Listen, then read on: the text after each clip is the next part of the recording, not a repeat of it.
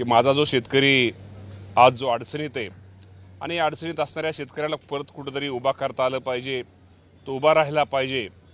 त्यासाठी जे पॅकेज जाहीर केलेलं आहे त्या माध्यमातून जसा अहवाल राज्य सरकारकडे येत आहेत त्याप्रमाणे हे नुकसान भरपाई देण्याचं काम हे खूप मोठ्या प्रमाणामध्ये शेतकऱ्यांना मदत मिळत आहे।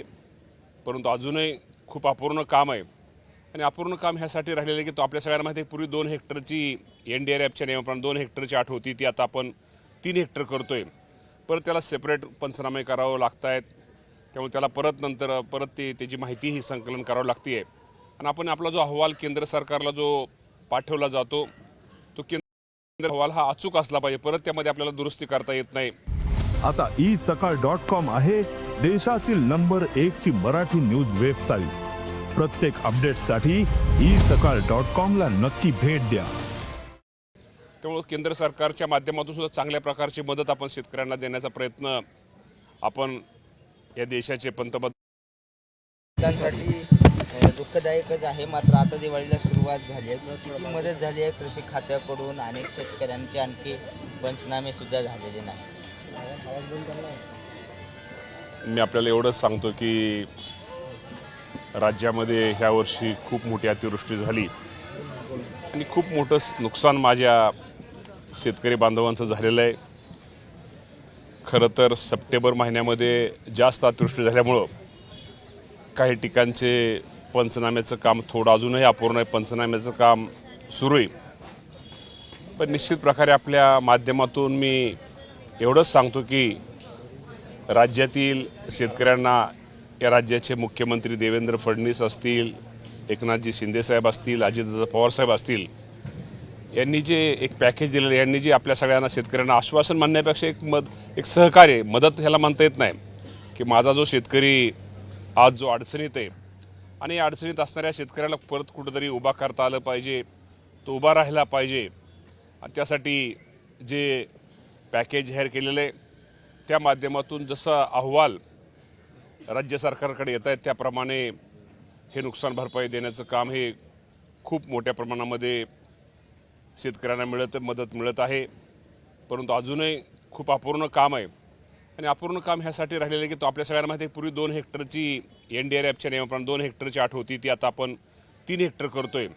परत त्याला सेपरेट पंचनामे करावं लागत आहेत, त्यामुळे त्याला परत त्याची माहिती ही संकलन करावं लागते आणि आपण आपला जो अहवाल केंद्र सरकारला जो पाठवला जातो तो केंद्र सरकारचा अहवाल हा अचूक असला पाहिजे, परत त्यामध्ये आपल्याला दुरुस्ती करता येत नाही।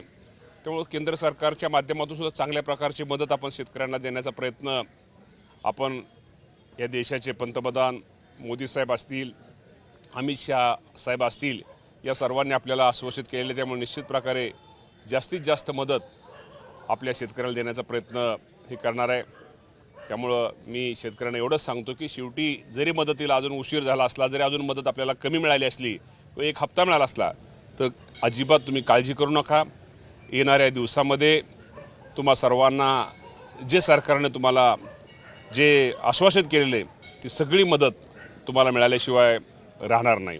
मामा, आता 2 दिवस झाले दिवाळीला, अशी काही तातडीची मदत देता येईल का? ठीक आहे, हे सगळं तांत्रिकदृष्ट्या आहे की पंचनामा करायचं आहे, 3 हेक्टरची मर्यादा वाढवली। अनेक शेतकरी जे म्हणतात ते प्रामुख्याने मराठवाड्यातल्या बीड, उस्मानाबाद, लातूर जिल्ह्यातले अनेक शेतकरी आहेत ज्यांना पहिलाही हप्ता मिळालेला नाही। मी तुम्हाला काय झाले, मराठवाड्यामध्ये पाऊस जो पडला तो सप्टेंबरच्या एंडमध्ये पडला, तो पाऊस खूप मोठ्या प्रमाणामध्ये पडला। मी सांगायचं तात्पर्य की जो पाऊस आत्ता जे आपलं जे ॲव्हरेज आहे साधारणतः 1,84,00,000 एकर, म्हणजे कमी जास्त होईल।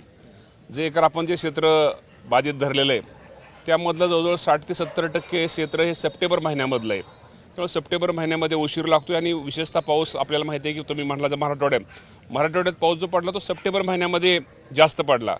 पूर्वी मे महिन्यामध्ये किंवा जूनमध्ये तो धाराशिव किंवा त्या ठिकाणामध्ये पडला, पण संपूर्ण मराठवाड्यामध्ये पाऊस जो सप्टेंबर महिन्यामध्ये पडलेला आहे, उशीर होतोय, मान्य आहे आम्हाला, उशीर होतोय। परंतु मी तुम्हाला एवढंच सांगतो की शेतकऱ्यांना ज्याप्रमाणे आम्ही जे आश्वासित केलेलं आहे, 1 रुपयाची मदतसुद्धा शेतकऱ्याची ठेवली जाणार नाही। संपूर्ण रक्कम माझ्या शेतकरी बांधवांना लवकरात लवकर, म्हणजे मी म्हणतो त्याला आचारसंहितेचा वगैरे नियमाचा कुठला आपल्याला विषय राहणार नाही, जी शेतकऱ्याला मदत ती शेतकऱ्याला मदत दिली जाईल। मामा खरं तर खालच्या भाषेत खूप टीका करताना असं म्हटलं की आमदारांना कापून काढा, शेतकऱ्यांनी आत्महत्या करण्यापेक्षा म्हणजे मला बच्चूभाऊ माझे मित्र आहेत. ही वेळ खरं तर राजकारण करण्याची नाही आहे. ही वेळ आहे, आज खरंच सांगतो की ग्रामीण भागामध्ये आपण पण सगळेजण मीडियाचे प्रतिनिधी आहात, पत्रकार आहात, आणि आपण जर एखाद्या त्या जे नुकसान झालं त्या क्षेत्रात तिथं जर आपण त्यांना भेट द्यायला गेली तर आपल्यासुद्धा डोळ्यातनं पाणी येतं आहे. अडचणी, शेतकऱ्याच्या अडचणी आहेत, शेतकऱ्यांचं दुःख आहे. आम्ही पण शेतकऱ्यांचीच मुलं आहेत, त्यामुळे शेतकऱ्यांचं दुःख काय आहे, शेतकऱ्यांची अडचणी काय आहे, की त्यांनी जे शेतामध्ये घेतलेलं पीक आहे आणि त्या पिकावरती जे त्याला उत्पन्न मिळणार होतं त्या उत्पन्नावर त्यांनी खूप प्रकारची स्वप्न रंगवली होती, पण त्या सगळ्या स्वप्नाचा चक्काचूर झालेला आहे. माझा शेतकरी अडचणीत आहे आणि शेतकरी अडचणीत असल्यामुळं निश्चित प्रकारे मला सगळ्यांना एक विनंती करायची, यामध्ये कुणीच राजकारण न करता आपल्या शेतकऱ्यांना कशी जास्तीत जास्त मदत होईल आणि शेतकऱ्याचं अश्रू कसं पुसलं जाईल, शेतकरी कसा परत उभा राहील, यासाठी आपण सगळ्यांनी प्रयत्न केला गेला पाहिजे. सोलापूर जिल्ह्याचे पालकमंत्री बऱ्याच वेळेस तुम्ही राहिलेले आहेत. आता एक तर भाजपकडून जवळपास तुमचे 3 माजी आमदार भाजपमध्ये जाण्याच्या तयारीत आहेत. याबद्दल काय माहिती आहे का? तुम्ही काय शेवटी प्रत्येकाला स्वातंत्र्य आहे, त्यामुळे मी या बाबतीत काय बोलणार नाही. पण कोण जाणार असतील किंवा काय असतील तर ती गोष्ट मला माहीत नाही. कसं असतं, प्रत्येक तालुक्यामधलं प्रत्येकाचं राजकारण हे वेगळं असतं आणि त्यामुळं मला आपल्या माध्यमातूनच कळतं किंवा बाहेरूनच कळतं. पण असं कधीही अजून कुठल्याही प्रकारचं कुणी जाहीर केलेलं नाही किंवा कुणी जाणार नाही. आमचे नेते अजितदादा पवार साहेबांवरती सर्वांचा, त्यांचा सगळ्यांचाच विश्वास आहे. म्हणजे माझा जसा आहे तसा त्या लोकांचा पण आहे. त्यामुळे मला वाटत नाही ते अजितदादा पवार साहेबांना किंवा राष्ट्रवादी पक्षाला कधी सोडून जातील असं मला वाटत नाही. मामा, यावर्षी पवार कुटुंबीय दिवाळी साजरी करणार, तुम्ही भेटायला तरी जाणार आहे अजितदादांना? दरवर्षी बारामतीत अनेक राजकीय नेते भेटून येतात. कसं आहे, दीपावली शेवटी पाडव्याचा एक तो मुहूर्त असतो, तो एक वेगळा आनंद असतो. त्यांच्या घरातली दुःखद बातमी, घटना आणि अतिवृष्टीमुळं त्यांनी तो दिवाळी, मोठे साहेब पण असतील, दादा असतील, त्यांनी साजरी न करण्याचा निर्णय घेतलेला आहे. त्यामुळं कालच माझी दादांची भेट एका कार्यक्रमामध्ये बारामती तालुक्यामध्ये भवाननगर आणि इंदापूरच्या बाँड्रीवर असणारं काटेवाडी गाव आहे, तिथं आसपास तिथं आमची भेट तर आमची नेहमीच होत असते. आजही दादांचे कार्यक्रम, आज माझे पण कार्यक्रम इकडं भिगवणच्या तिथं चिंचोलीला आहेत, त्यानंतर मावळला आहेत. त्यामुळे भेट तर आमची होत असते. शुभेच्छा तर नेहमीच, त्यांच्या शुभेच्छा आम्हाला, त्यांचा आशीर्वाद आम्हाला आहे. आमच्या पण त्यांना निश्चित प्रकारे दादांच्या बाबतीमध्ये तुम्हाला सगळ्याला माहिती आहे. त्यामुळे आमचं नेहमीच आनंदाच्याच गोष्टी त्यांच्याकडून आमच्याकडून राहील. त्यामुळं शुभेच्छा द्यायचा किंवा पाडव्याला जायचा विषयच राहत नाही. मामा, महायुतीतले नेतेच एकमेकाविरोधात लढतात. आधी दंगेकर, चंद्रकांत दादा, आता तुमच्या शेवटी ही लोकशाही. आता आपल्या सगळ्यांना माहिती आहे की आता निवडणुका स्थानिक स्वराज्य संस्थाच्या असतील, महानगरपालिकेच्या असतील, ह्या जरी असल्या, शेवटी मी तुम्हाला सांगतो प्रत्येक ठिकाणी, प्रत्येक भागामध्ये तिथं वेगवेगळ्या प्रकारचे, मी त्याचं वेगळं, मी म्हणतो राजकारण म्हणण्यापेक्षा वेगवेगळे विषय असतात. त्यामुळे ह्या गोष्टी सगळीकडेच होत असतात. परंतु जरी ह्या गोष्टी स्थानिक स्वराज्य संस्थेच्या निवडणुकीच्या बाबतीमध्ये असू द्या, महानगरपालिकेच्या बाबतीमध्ये, हे स्थानिक नेत्यांमध्ये जरी वाद असले, वरची महायुती ही भक्कम आहे. देवेंद्र फडणवीस साहेब, एकनाथजी शिंदे साहेब, अजितदादा पवार साहेब, हे तिघे पण हे खूप हुशार नेते आहेत.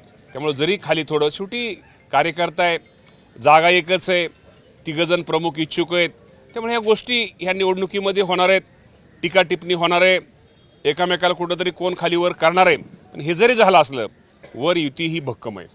मामा, तुम्ही म्हणले की यावर्षी पेरणी मोठ्या प्रमाणात होईल, मात्र खरडून गेलेल्या जमिनीचा काही अंदाज सरकारला आलाय का? कारण खरडून आलेला आहे, त्या बाबतीमध्ये आम्ही शेतकऱ्याला मदत करतोय आणि खरडून गेलेल्या जमिनीच्या बाबतीतसुद्धा या बाबतीमध्ये अजूनही आमच्या कृषी विभागाच्या माध्यमातून काय केलं पाहिजे, काय करणं गरजेचं आहे, ह्या बाबतीमध्ये निश्चित प्रकारे निर्णय आम्ही थोडा घेतलेला आहे. आणि अजूनही त्या बाबतीमध्ये शेतकऱ्यांना मी एवढंच सांगतो की शेतकऱ्यांना शेवटी हे संकट आहे आणि हे संकट काय कुणी व्यक्तीने पाडलेलं नाही किंवा कुणी हे नाही, हे शेवटी निसर्गाचं संकट आहे आणि या संकटामध्ये आपल्या सगळ्यांना सामोरं हे गेलंच पाहिजे आणि ह्या संकटाचा सामना आपल्याला करावाच लागतो. आणि माझ्या शेतकरी बांधवांनी अशा अनेक संकटाचा सामना केलेला आहे आणि अशा संकटाला सामना करून माझा शेतकरी हा उभा राहिलेला आहे. त्यामुळं मला आपल्या माध्यमातून शेतकरी बांधवांना एकच सांगायचं आहे की ह्या संकटात शेवटी हे निसर्गाचं संकट आहे. आपल्या सगळ्यांना माहिती आहे की पूर्वी पाऊस जो वर्षभर पडायचा, तो एका दिवशी इतका पाऊस जोरात पडतोय, त्यामुळे आपले ओढे,